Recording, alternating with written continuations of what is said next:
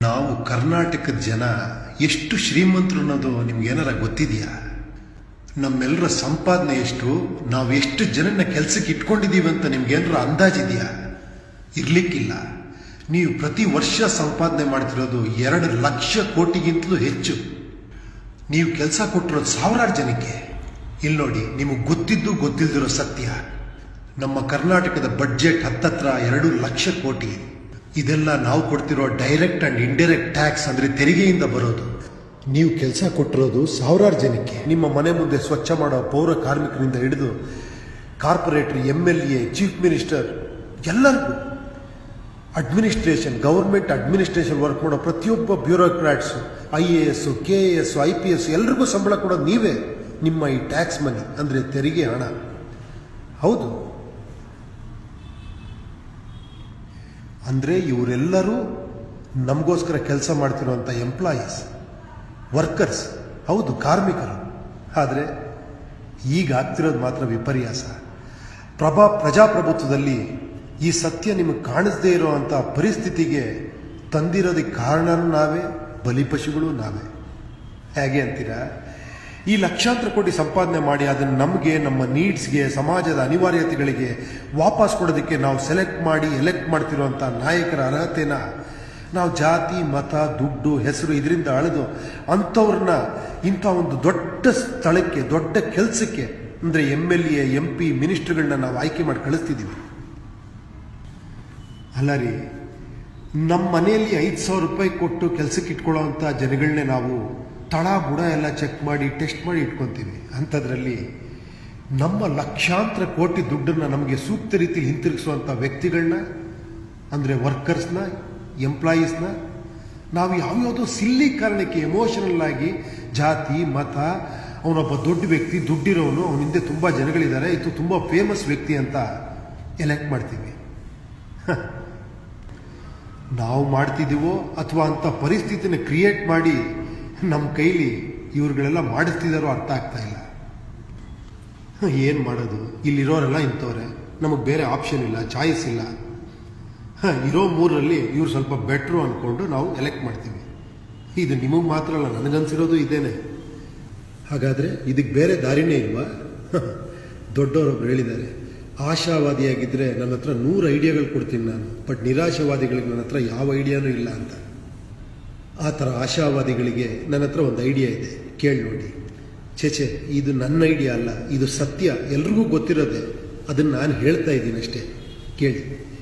ಚಿಕ್ಕ ಮಕ್ಕಳಿಗೆ ಸ್ಕೂಲಿಗೆ ಸೇರಿಸೋದಕ್ಕೆ ಇಂಟರ್ವ್ಯೂ ಅಂತಾರೆ.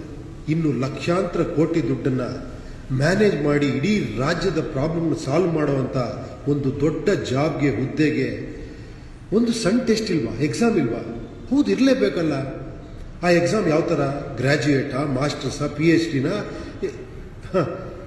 ಇಲ್ಲ, ಆ ಥರ ಇರಲೇಬೇಕು ಅಂತಿದ್ರೆ ಕಾನ್ಸ್ಟಿಟ್ಯೂಷನ್ ಬರೆದಂಥ ದೊಡ್ಡವರು ಅದ್ರ ಬಗ್ಗೆ ಯೋಚನೆ ಮಾಡ್ತಿದ್ರು. ಹೌದು, ಆಡಳಿತ ನಡೆಸೋ KAS, IPS ಆಫೀಸರ್ಗಳು ಆ ಥರ ಕ್ವಾಲಿಫಿಕೇಶನ್ ಬೇಕು.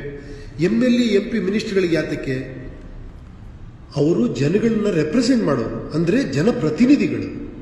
ಅವ್ರಿಗೆ ಯಾವ ಕ್ವಾಲಿಫಿಕೇಶನ್ ಇರಬೇಕಾಗಿಲ್ಲ, ಕರೆಕ್ಟು. ಆದರೆ ಒಂದು ಕ್ಷೇತ್ರದಲ್ಲಿ ಒಬ್ಬ MLA ಆಗೋ, ಕಾರ್ಪೊರೇಟರ್ ಆಗೋ ನಿಲ್ಲುವಂಥ ಅಭ್ಯರ್ಥಿಗೆ ಆ ಏರಿಯಾದಲ್ಲಿ ಏನೇನು ಸಮಸ್ಯೆಗಳಿದೆ, ಅದಕ್ಕೆ ತಾನು ಏನು ಪರಿಹಾರ ಕೊಡ್ಬೋದು ಅನ್ನೋ ಸಾಮಾನ್ಯ ಕಲ್ಪನೆನಾದ್ರು ಇರಬೇಕಲ್ವ, ಒಂದು ಐಡಿಯಾನಾದ್ರು ಇರಬೇಕಲ್ವ.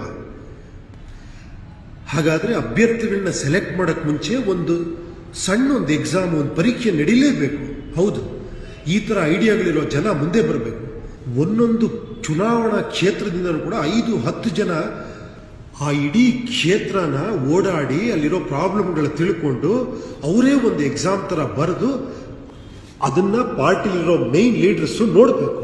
ಈ ಥರ ಬರೋ ಸಾವಿರಾರು ಅಪ್ಲಿಕೇಶನ್ನ ಸ್ಟಡಿ ಮಾಡಿ ಅದರಲ್ಲಿ ಯಾರು ಬೆಸ್ಟು ಅನ್ನೋದನ್ನು ಡಿಸೈಡ್ ಮಾಡಿ ಅಂಥವ್ರನ್ನ ಒಂದೊಂದು ಕ್ಷೇತ್ರದ ಅಭ್ಯರ್ಥಿ ಅಂತ ಅನೌನ್ಸ್ ಮಾಡಿ ಅವ್ರಿಗೆ ಟಿಕೆಟ್ ಕೊಡಬೇಕು. ಅವರು ಈ ಎಕ್ಸಾಮಲ್ಲಿ ಬರೆದು ಪಾಸ್ ಆಗಿರೋಂಥ ಪೇಪರ್ನೇ ಜನಗಳ ಮುಂದೆ ಇಡಬೇಕು. ಅಂದರೆ ಈ ಏರಿಯಾದಲ್ಲಿ ಈ ಪ್ರಾಬ್ಲಮ್ಗಳಿದೆ, ಇದಕ್ಕೆ ನನ್ನದೇ ಆದಂಥ ಒಂದು ಸೊಲ್ಯೂಷನ್, ಅಂದರೆ ಪರಿಹಾರ ಈ ಥರ ಇದೆ, ಅದು ಇಷ್ಟು ದಿನದಲ್ಲಿ ನಾನು ಪರಿಹಾರ ಮಾಡ್ತೀನಿ ಅನ್ನೋದನ್ನು ಜನಗಳಿಗೆ ಮುಟ್ಟಿಸ್ಬೇಕು. ಈ ಅರ್ಹತೆ ನೋಡಿ ಜನ ಅವ್ರಿಗೆ ಓಟ್ ಹಾಕಬೇಕು ಅಲ್ವಾ? ಎಲೆಕ್ಷನ್ ಗೆದ್ರ ಮೇಲೆ ಅವರಿಗೆ ಲಕ್ಷಾಂತರ ರೂಪಾಯಿ ನಾವು ಸಂಬಳ ಕೊಡ್ತೀವಿ. ಆದ್ರಿಂದ ಅವರು 9 to 6 ಆ ಏರಿಯಾದಲ್ಲಿ ಓಡಾಡಿ ಕೆಲಸ ಮಾಡಬೇಕು. ಆ ಕೆಲಸದ ಪ್ರತಿಯೊಂದನ್ನು ವಿಡಿಯೋ ಫೋಟೋಗ್ರಾಫ್ ತೆಗೆದು ಅದನ್ನು ವೆಬ್ಸೈಟಲ್ಲಿ ಹಾಕಿ ಫೇಸ್ಬುಕ್ಕಲ್ಲಿ ಹಾಕಿ ಜನಗಳಿಗೆ ಅವಾಗ ತಲುಪಿಸ್ತಾನೆ ಇರಬೇಕು. ಇದನ್ನು ಕೇಳಿ ನೋಡಿ ಏನಂತಾರೆ, ಜನಗಳು ನಾವೇಗ್ರಿ ತಲುಪ್ಸೋಕ್ಕಾಗುತ್ತೆ, ಜನನೇ ಬಂದು RTIಗೆ ಹಾಕಿ ತಿಳ್ಕೊಳ್ಳಿ, ಜನನೇ ಅಲ್ಲೋಗಿ ತಿಳ್ಕೊಳ್ಳಿ ಇಲ್ಲೋಗಿ ತಿಳ್ಕೊಳ್ಳಿ. ಅಲ್ಲ, ನಮಗೆಲ್ಲ ಬೇರೆ ಕೆಲಸಗಳಿದೆ, ಅದು ನಮ್ಮ ಕೆಲಸ ಅಲ್ಲ. ನಿಮ್ಗೆ ಆ ಕೆಲಸ ಕೊಟ್ಟಿದ್ದೀವಿ, ಇದು ನಿಮ್ಮ ಕೆಲಸ, ನಿಮ್ಗೆ ಅದಕ್ಕೋಸ್ಕರ ಸಂಬಳ ಕೊಡ್ತಾ ಇದ್ದೀವಿ. ನಾವು ನಿಮ್ಮ ಹತ್ರ ಬರಲ್ಲ, ನೀವೇ ನಮ್ಮ ಹತ್ರ ಬಂದು ಯು ಆರ್ ಅಕೌಂಟಬಲ್. ನೀವು ಆನ್ಸರ್ ಮಾಡಬೇಕು ನಮಗೆ. ನಮ್ಮ ದುಡ್ಡನ್ನು ನೀವು ಎಲ್ಲಿ ಖರ್ಚು ಮಾಡ್ತಿದ್ದೀರಾ, ಹೇಗೆ ಖರ್ಚು ಮಾಡ್ತೀರಾ, ಎಷ್ಟು ದಿನದಲ್ಲಿ ಇದೆಲ್ಲ ಸಮಸ್ಯೆಗಳು ಪರಿಹಾರ ಆಗುತ್ತೆ ಅನ್ನೋದ್ರೆ ನೀವು ನಮ್ಗೆ ವರದಿ ಕೊಡಬೇಕು. ಅದು ಕಷ್ಟ ಆಗಿರ್ಬೋದು, ಆದರೂ ಕೂಡ ಜನ ಎಷ್ಟು ಜನ ಬರ್ತಾರೋ ಎಷ್ಟು ಜನ ನೋಡ್ತಾರೋ ಅದು ಮುಖ್ಯ ಅಲ್ಲ.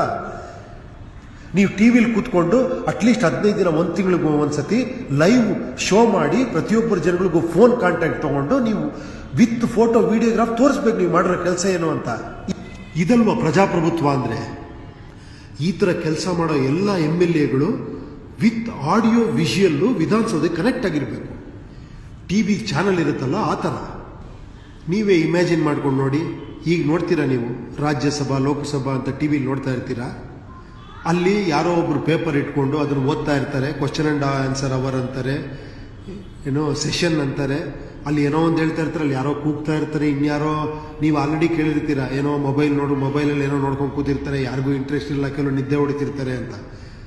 ನಮಗೆ ಬೇಕಾಗಿರೋದು ಒಂದು TV ಚಾನಲ್ ಅವರು ಆಡಿಯೋ ವಿಷುವಲಲ್ಲಿ ಇಡೀ ಕರ್ನಾಟಕ ರಾಜ್ಯಕ್ಕೆ ಕನೆಕ್ಟ್ ಆಗಿರ್ತಾರೆ. ಅವ್ರ ರಿಪೋರ್ಟ್ಗಳು ಎಲ್ಲಂದ್ರಲ್ಲಿ ಯಾವಾಗ ಬೇಕಾದರೂ ಕೂಡ ಕನೆಕ್ಟ್ ಮಾಡಿ, ರೀ ಆ ಹಾಸ್ಪಿಟಲ್ ಏನಾಗ್ತಿದೆ ರೀ ಈ ಏರಿಯಲ್ಲಿ ಏನಾಗ್ತಿದೆ ಅಂತ ಎಡಿಟರ್ ಕೂತ್ಕೊಂಡು ಕೇಳಿದಾಗ ನಾವೇ ನೋಡಿದ್ದೀವಿ ಅದ್ರ ಬಗ್ಗೆ ರಿಪೋರ್ಟ್ಗಳು ಮಾತಾಡೋದನ್ನು. ಹಾಗಾದರೆ ನಮ್ಮ ವಿಧಾನಸೌಧ ಯಾಕೆ ಹಾಗಾಗಬಾರ್ದು?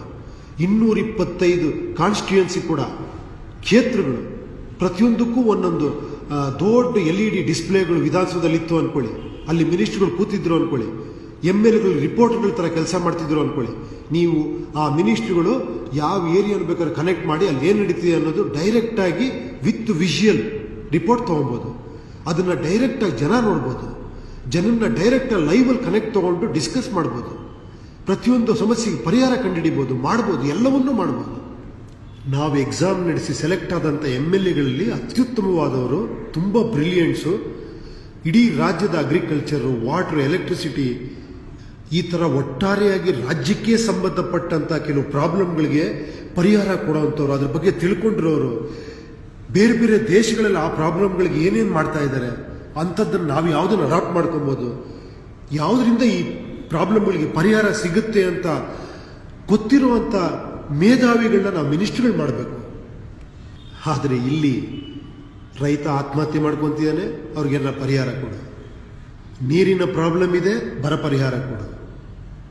ಕಾವೇರಿ, ಕಳಸಾ ಬಂಡೂರಿ, ಈ ಥರ ಎಲ್ಲ ನದಿಗಳ ಪ್ರಾಬ್ಲಮ್ ಇದೆ, ಅದು ಅಂತಾರಾಜ್ಯ ಪ್ರಾಬ್ಲಮ್ಮು, ಅದಕ್ಕೆ ಪ್ರೈಮ್ ಮಿನಿಸ್ಟರ್ ಬರಬೇಕು, ಅವ್ರು ಪರಿಹಾರ ಕೊಡಬೇಕು, ಕೋರ್ಟಲ್ಲಿದೆ. ಬರೀ ಈ ಥರ ಸಮಸ್ಯೆಗಳು ಹೇಳೋರ ನಮ್ಮ ಲೀಡರ್ಸು ಅಲ್ಲ. ಇದಕ್ಕೆಲ್ಲ ಶಾಶ್ವತ ಪರಿಹಾರ ಕೊಡುವಂಥವ್ರು. ನಮಗೆ ಕಾವೇರಿ ಸಮಸ್ಯೆ ಇರ್ಬೋದು ಸತ್ಯ, ಆದರೆ ನೀರಿನ ಸಮಸ್ಯೆ ಯಾವತ್ತೂ ಇರಬಾರ್ದಲ್ವಾ? ಇದೇ ಥರ ನಾವು ಅದಕ್ಕೆ ಗಲಾಟೆ ಮಾಡಿಕೊಂಡು ಒಬ್ರಿಗೊಬ್ರು ಹೊಡ್ಕೊಂಡು ನಾಳೆ ನಮ್ಮ ಮಕ್ಕಳಿಗೆ ಅಲ್ವಾ ತೊಂದರೆ? ಇಷ್ಟೊಂದು ಲಕ್ಷಾಂತರ ಕೋಟಿ ನಮ್ಮ ಬಡ್ಜೆಟ್ ಇರ್ಬೇಕಾದ್ರೆ ಇದಕ್ಕೊಂದು ಶಾಶ್ವತವಾದ ಪರಿಹಾರ ಕಂಡುಹಿಡಿಯಕ್ಕೆ ಸಾಧ್ಯನೇ ಇಲ್ವಾ? ಇದಕ್ಕೆ ನಮ್ಗೆ ಅಂಥ ಅಭ್ಯರ್ಥಿಗಳು ಬೇಕು. ಇದೆಲ್ಲ ಸರಿನೇ, ಆ ಥರ ಎಕ್ಸಾಮ್ ಮಾಡ್ತೀವಿ, ಅದಕ್ಕೆ ಅರ್ಹತೆ ಇರೋ ಅಭ್ಯರ್ಥಿಗಳನ್ನ ತಗೊತೀವಿ, ಅದನ್ನು ನಿಮ್ಮ ಮುಂದೆ ಇಡ್ತೀವಿ. ಆದರೂ ಅವ್ರು ಯಾರಿಗೂ ಗೊತ್ತಿರಲ್ಲ. ಇವ್ರನ್ನ ನಾವು ಜನಗಳಿಗೆ ತಲುಪಿಸೋದು ಹೇಗೆ? ನಮಗೆ ದುಡ್ಡು ಬೇಕು, ದೊಡ್ಡ ಮಟ್ಟದಲ್ಲಿ ಪ್ರಚಾರ ಮಾಡಬೇಕು, ಇಲ್ಲ ಇವ್ರಿಗೆ ಈ ಜಾತಿ ಆ ಜಾತಿ ಅಂತ ಅದನ್ನು ಸುದ್ದಿ ಮಾಡಬೇಕು, ಇಲ್ಲ ಧರ್ಮದ್ದೇನೋ ಒಂದು ವಿಷಯ ಇಟ್ಕೊಬೇಕು. ಇದೆಲ್ಲ ಮಾಡಿದ್ರೆ ನಾನು ಹೇಳಿದ್ದೆಲ್ಲ ಮಾಡೋಕ್ಕಾಗತ್ತಾ? ಇಲ್ಲ. ದುಡ್ಡು, ಜಾತಿ, ದೊಡ್ಡ ಪ್ರಚಾರ ಇದೆಲ್ಲ ಇಲ್ಲದೆ ನಿಮ್ಮನ್ನು ಮುಟ್ಟಕ್ಕೆ ಹೇಗೆ ಸಾಧ್ಯ? ಇಲ್ಲೇ ನೋಡಿ ಇರೋ ಪ್ರಾಬ್ಲಮ್. ಸೊಲ್ಯೂಷನ್ನು ಇಲ್ಲೇ ಇದೆ, ಪ್ರಾಬ್ಲಮ್ಮು ಇಲ್ಲೇ ಇದೆ. ನಾವು ದುಡ್ಡಿಲ್ಲದೆ ಎಲೆಕ್ಷನ್ ಗೆಲ್ಲಕ್ಕಾಗಲ್ಲ. ಅದಕ್ಕೇನು ಮಾಡೋದು? ದುಡ್ಡು ಬೇಕು, ಒಂದು ಪಾರ್ಟಿ ಫಂಡ್ ಬೇಕು, ಅದಕ್ಕೆ ಜನ ಬೇಕು. ಎಲ್ಲರ ಹತ್ರ ದುಡ್ಡು ಕಲೆಕ್ಟ್ ಮಾಡ್ತೀವಿ, ಲಕ್ಷಾಂತರ ಕೋಟ್ಯಾಂತರ ರೂಪಾಯಿ ಪಾರ್ಟಿ ಫಂಡಲ್ಲಿ ಇಡ್ತೀವಿ. ಆಗೇನಾಗುತ್ತೆ? ನಮ್ಮ ಜೊತೆ ಒಂದಷ್ಟು ಜನ ದುಡ್ಡು ಹಾಕಿರೋರು ಬರ್ತಾರೆ. ಇಲ್ಲಿಂದನೇ ಸ್ಟಾರ್ಟ್ ಆಗುತ್ತೆ ಕರಪ್ಷನ್. ಆ ದುಡ್ಡು ಹಾಕಿರೋರಿಗೆ ನಾವೇನಾದ್ರು ಒಂದು ಮಾಡಲೇಬೇಕು, ಅವ್ರು ಕೆಲವು ಸ್ಥಾನಗಳು ಕೊಡಲೇಬೇಕು.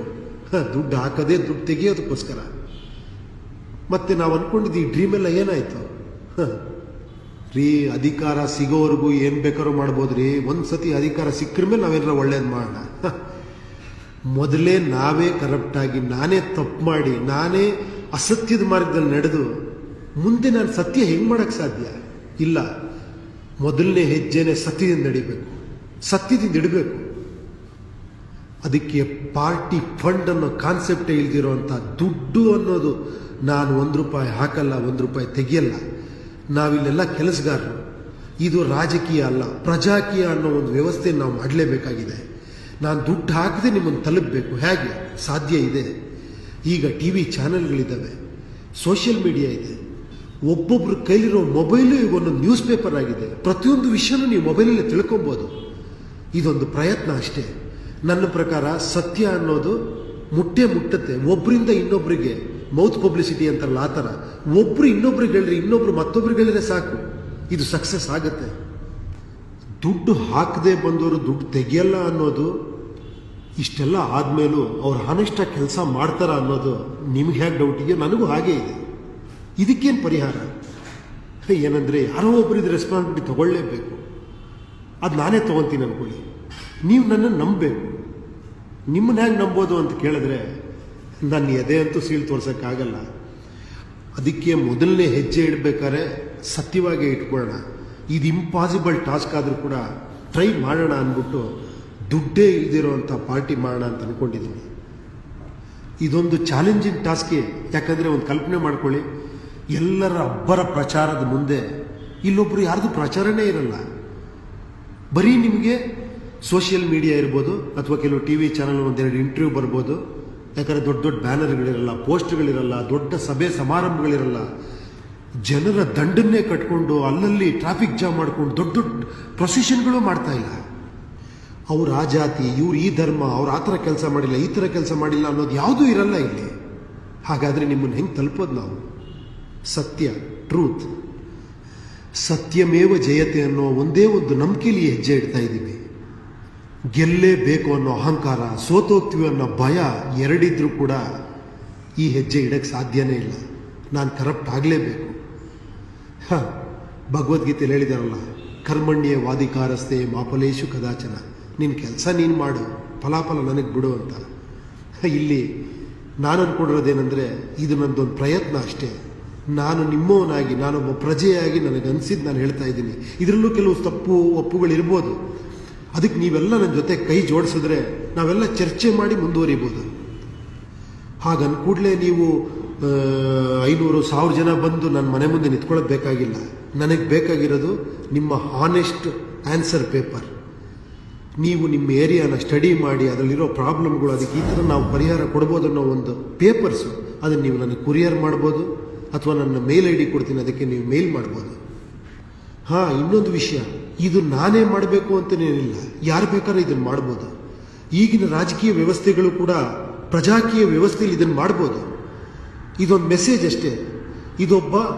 ನಾನು ಒಬ್ಬ ಪ್ರಜೆಯಾಗಿ, ಈ ದೇಶದ ಪ್ರಜೆಯಾಗಿ ನನ್ನ ಕಳಕಳಿಯ ಪ್ರಾರ್ಥನೆ ಇದಷ್ಟೇ. ನೀವು ಯಾರಾದರೂ ಮಾಡಿ, ಇಲ್ಲ ನಾನಂತೂ ಮಾಡೇ ಮಾಡ್ತೀನಿ. ನನ್ನ ಜೊತೆ ನೀವು ಬಂದೇ ಬರ್ತಿರೋ ನಂಬಿಕೆಯಿಂದ ಈ ಮೆಸೇಜ್ ನಿಮ್ಗೆ ತಲುಪಿಸ್ತಾ ಇದ್ದೀನಿ. Thank you. ನಿಮ್ಮ ಉಪ್ಪಿ.